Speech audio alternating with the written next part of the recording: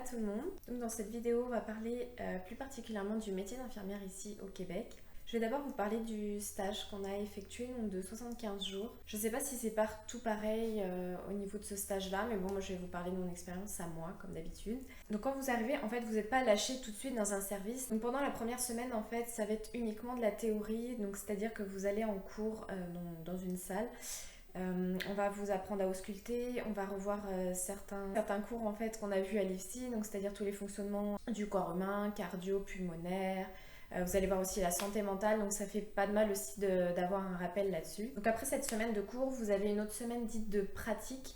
Donc c'est-à-dire que vous faites uniquement des gestes infirmiers type changement de pansement de PICC line. Donc ça c'est pareil, en fait ça permet de mettre à jour les protocoles par rapport à ceux qu'on a connus en France. Donc cette semaine-là peut être très bien raccourcie ou très bien être augmentée si jamais vous ne vous sentez pas à l'aise de commencer en fait direct. Si vous avez envie de faire d'autres techniques, voilà, ils sont là aussi pour vous écouter. On va pas vous lâcher comme ça sans rien faire. Enfin pour ma part là, on n'a jamais orienté des Françaises là comme ça. Donc voilà. Donc ensuite, vous êtes dans la partie tout ce qui est orientation. Donc ça comprend les 30 premiers jours. Donc moi j'étais accueillie vraiment super bien à l'hôpital. Donc pas par que des Françaises, pardon, mais aussi des Québécoises. Enfin vraiment, elles ont été au top. Je me suis jamais sentie délaissée, je me suis jamais sentie seule. Ça c'est très important je pense quand on recommence en fait son métier ailleurs. Et donc pendant ces 30 jours, vous êtes entre guillemets doublé, donc c'est ce qu'ils appellent la partie orientation.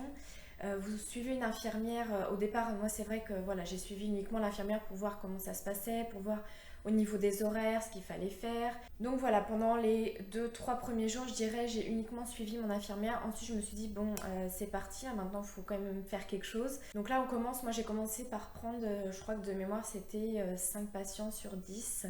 Parce que oui, en fait, ça dépend des services aussi, mais ici, en chirurgie et en médecine, vous avez 10 patients pour 2 infirmières, mais ça, je vais revenir après par rapport à l'équipe soignante. En fait, c'est complètement différent de la France. Donc moi, j'ai commencé en médecine, en fait, mon orientation, pour ensuite aller en chirurgie. Donc c'est bien, en fait, vous voyez vraiment de tout. Donc une fois que vous avez vos 5 patients, vous les prenez vraiment en charge du début jusqu'à la fin. Vous êtes quand même intégré à l'équipe, même si au départ, voilà, on va pas forcément venir vous parler parce que déjà on vous connaît pas, vous êtes en orientation, donc vous êtes encore à l'essai entre guillemets. Donc les 30 jours, moi, se sont super bien passés. J'ai fait une partie en médecine et j'ai fait une partie aussi en chirurgie. Vous avez une autre partie, donc là ça fait les 30 jours, et vous avez une autre partie, les 45 derniers jours, où là vous êtes en fait toujours en stage mais supervisé de loin par l'ASI. Donc là en fait vraiment pour chapeauter en fait toutes les infirmières qui sont sur le plancher. Et donc c'est pareil en fait, cette partie-là, moi je l'ai passée un petit peu en médecine, un petit peu en chirurgie. Comme il manquait beaucoup de monde, en fait, sur la fin de mon stage, je l'ai fini en chirurgie. Et à l'heure actuelle, je suis toujours dans ce service-là. Donc au niveau des postes, on va très vite proposer une affectation. Alors ici, il ne fonctionne pas comme pour un poste. En fait, vous êtes entre guillemets en CDD. C'est-à-dire que moi, la personne que je remplace, elle peut être en arrêt, en congé maternité, etc. Et donc en fait, moi, j'ai pris un poste roulement jour-soir à temps complet. Donc c'est-à-dire pendant 2 semaines je peux être 2 jours, pendant 2 autres semaines je peux être 2 soirs, enfin voilà. Moi mes horaires au niveau du jour c'est 8h-16h, au niveau du soir c'est 16h minuit. C'est un service vraiment assez où on rush quand même pas mal. Après moi c'est vrai que j'ai toujours été habituée à rusher ici en France, je pense que pas mal de mes collègues d'ailleurs en France ont rushé, que c'est pas uniquement en maladies infectieuses et tropicales. Je vais vous parler en fait de l'équipe soignante. Donc c'est complètement différent en fait, on appelle ça des bulles, donc c'est-à-dire qu'une bulle égale 10 patients. Donc nous on a 3 bulles plus une solo, donc c'est-à-dire qu'il n'y a qu'une infirmière, donc soit une infirmière auxiliaire qui prend en charge 5 patients, mais tout compris, donc c'est-à-dire médicaments, pansements, etc. Sauf les toilettes parce que les préposés aux bénéficiaires du coup font ce travail-là, même si nous, voilà, enfin on peut les aider là.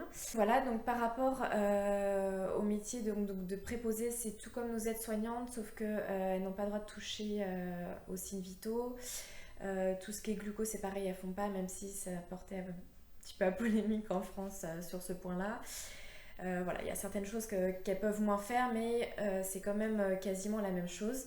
Ensuite, on a l'infirmière auxiliaire, donc ça, on travaille en fait en binôme, donc c'est ça que j'aime bien ici. Donc l'infirmière auxiliaire s'occupe notamment de la distribution des médicaments, elle s'occupe des pansements. Les IV, elle peut uniquement si c'est en périphérique et si c'est du normal salin. Et donc en fait, on a l'infirmière ou l'infirmière clinicienne, comme moi je suis considérée à l'heure actuelle ici. Donc nous, on va voir en fait nos 10 patients, on prend nos signes vitaux, on fait une évaluation complète, donc c'est-à-dire que je sais pas, admettons, si ton patient il est vu pour troubles cognitifs, donc tu vas faire une évaluation un peu plus approfondie au niveau de ça. Tu vas faire attention à tes signes neuro, etc., etc. En fait, ici, on a vraiment une place plus importante au niveau de l'évaluation. Les médecins aussi se basent beaucoup sur l'évaluation qu'on peut en faire d'ailleurs. Donc voilà à peu près comment ça se chapeaute. Après, c'est jamais l'infirmière auxiliaire dans son coin, l'infirmière ou l'infirmière clinicienne dans son coin. Enfin, on travaille vraiment en binôme, c'est-à-dire que moi, si mon infirmière est en retard, je vais essayer de l'aider au niveau de la distribution des médicaments. Moi, si elle voit que j'ai pas encore fini mon tour des signes vitaux, c'est pareil, elle va m'aider à en prendre. Enfin, voilà, je veux dire, c'est vice-versa, on travaille en binôme, c'est pas cloisonné, tac tac, chacun fait son truc de son côté. Donc bien sûr, on a les médecins. Donc les médecins, eux, donc ça va, ça vient, c'est pareil en chirurgie. Donc les chirurgiens, eux, soit ils sont en consultation, soit ils peuvent être sur le plancher parce qu'ils ont fini leur consultation, soit ils ne sont pas là parce qu'ils opèrent, enfin voilà, tout simplement.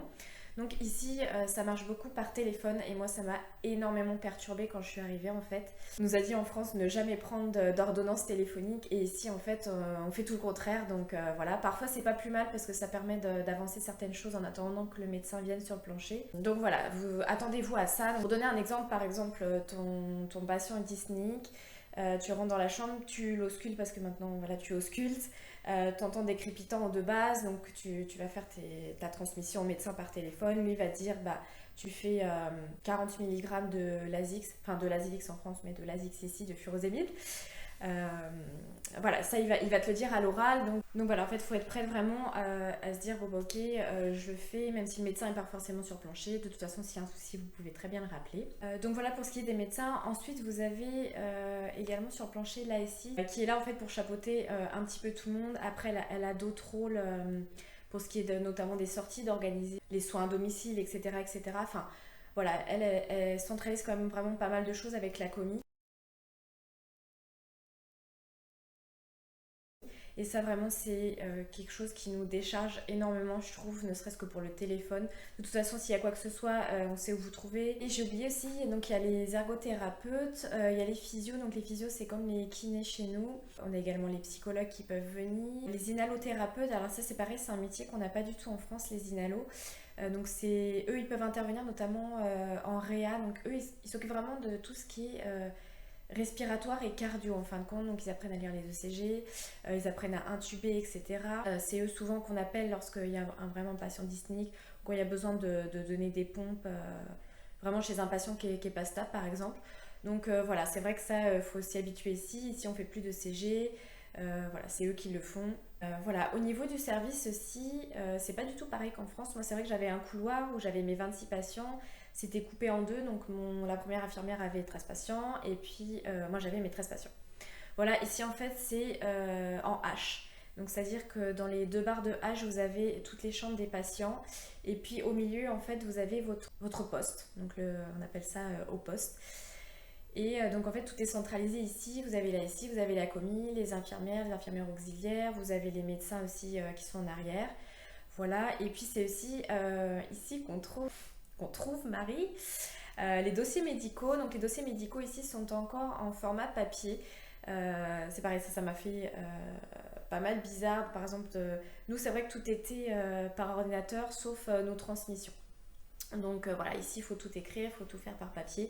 Parfois il faut déchiffrer les ordonnances et puis les notes de certains médecins. Bon, bref, passons. Pour ce qui est de la rémunération, alors attention, je vais pas du tout me la péter ou quoi que ce soit, c'est vraiment pas le but, c'est juste pour vous dire, pour vous transmettre aussi un peu les différences qu'il y a par rapport à la France ici. Donc il faut savoir qu'en France, au bout de 4 ans et demi d'ancienneté, j'étais à 1750 € à peu près, sans les impôts prélevés, parce que moi je suis partie en fait pile poil quand c'était le prélèvement à la source. Donc j'ai pas connu ça, donc c'était sans les impôts prélevés. Voilà. Ensuite, je suis arrivée ici, donc on m'a reconnue directement en tant qu'infirmière clinicienne, même pendant mon stage d'ailleurs, ce qui n'est pas le cas de partout au Québec. On m'a reconnu aussi mon ancienneté, donc ça c'est vraiment très très bien. Vous avez les échelons sur l'AFIC, je vous mettrai le lien en barre d'infos. Donc l'AFIC c'est notre syndicat en fait infirmier au sein de l'hôpital. C'est très bien fait en fait, vous avez l'échelle par rapport à votre ancienneté et par rapport à quel type d'infirmière en fait vous êtes. Voilà, donc en fait moi ici, donc pour parler en euros parce que ça va être plus parlant pour certains je pense, je suis entre 2400, parfois 2800 même euros par mois. Je vais parler maintenant en dollars canadiens. Je suis entre 1850, parfois 2000, parfois 2200 $ quand je fais beaucoup de TS ou quand j'ai fait un TSO.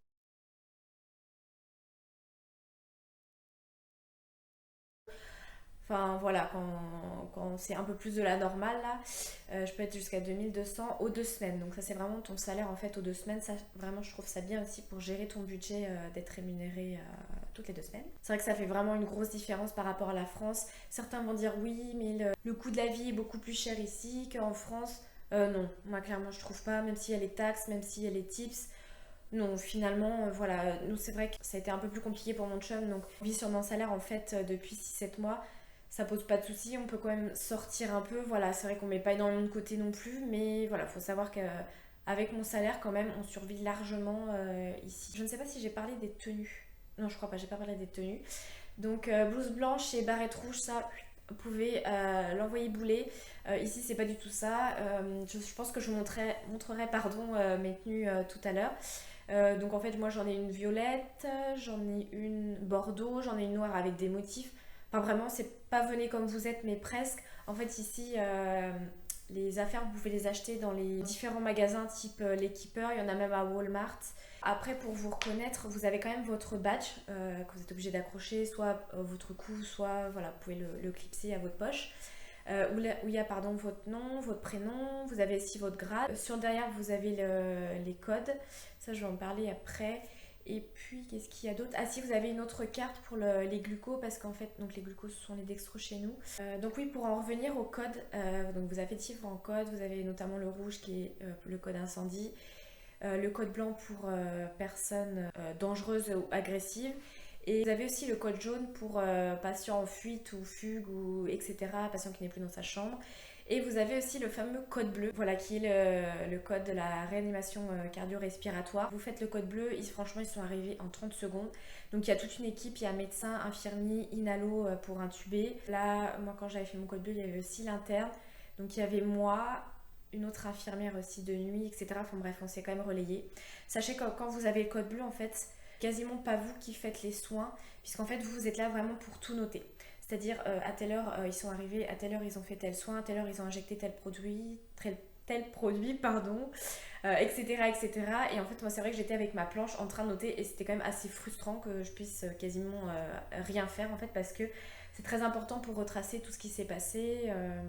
Enfin bon, bref. Voilà. Je sais que ça se passe pas super bien pour tout le monde au niveau de l'intégration dans les hôpitaux. Chaque ressenti est différent, chaque intégration est différente, chaque accueil est différent aussi. Même au sein d'un même hôpital, on ne peut pas forcément être accueilli de la même manière. Chacun vit les choses aussi différemment. Moi, c'est vrai que j'étais franchement royalement accueillie. Je remercie d'ailleurs vraiment toutes les collègues de m'avoir accueillie, que ce soit françaises, québécoises ou peu importe là, mais voilà, c'est vraiment au top. J'ai des collègues vraiment au top qui ont pris le temps de m'orienter comme il faut, qui prennent vraiment à cœur en fait cette orientation parce qu'ils savent aussi que vous êtes aussi amené à travailler avec elles. Donc voilà, vraiment au top. Moi, j'ai aucun regret d'être venue ici. Voilà, moi à l'heure actuelle, je me sens vraiment bien dans mon métier, ce qui était vraiment pas le cas en France.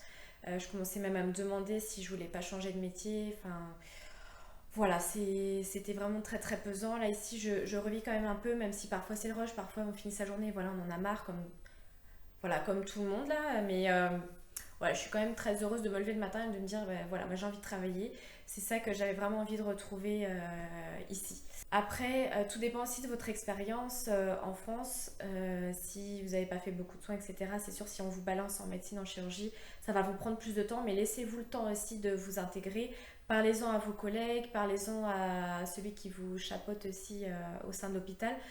Voilà, vous n'êtes pas plus mauvaise qu'une autre ou quoi que ce soit. Prenez le temps tout simplement en fait de bien vous intégrer, de bien comprendre aussi le fonctionnement ici. Voilà, je pense que c'est pas mal tout. Sur ce, je vous fais des petits bibis et je vous laisse avec Céline.